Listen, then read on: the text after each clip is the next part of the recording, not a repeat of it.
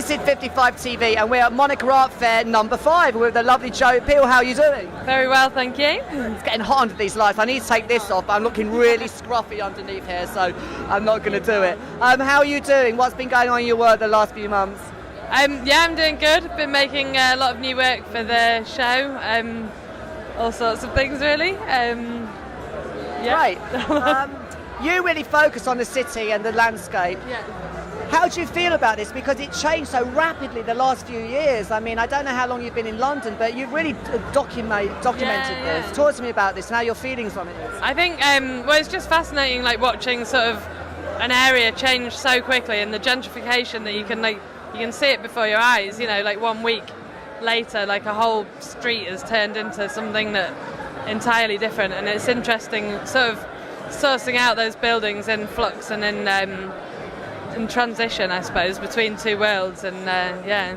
How is it for you emotionally? Because obviously when this new gentrification comes in, there's a lot of emotion that's just swept aside, and it's just a financial district or a financial economic growth. How do you feel about this? Well, I think it is quite emotional. It's quite close to a lot of people. I think it's really difficult when people are really they're sort of trying to hold on to the idea of community and like feel like they've got an environment where they live, and that's part of their identity. And when a building changes so much, it's like their whole sort of home's changed, and you know, you walk down where you thought you knew, and it's not yours anymore. And I think it's difficult for people to adapt to that speed of change. I think it kind of puts a bit of a dagger in community.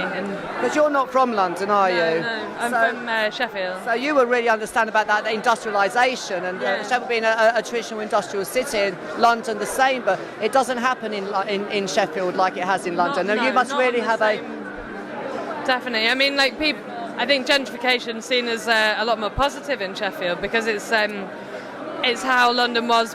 I mean, the East End, you know, gentrification was quite positive in the beginning, because back in the 80s, like the idea of it looking like this was quite aspirational, and people liked the idea. But the problem is, like, you know, you want these things and then they arrive and you realise what they mean, and it means that the average person can't really they're not allowed into the party. I'm going to throw a question into this situation. How do you feel we put a border around the M25 and we make London a republic?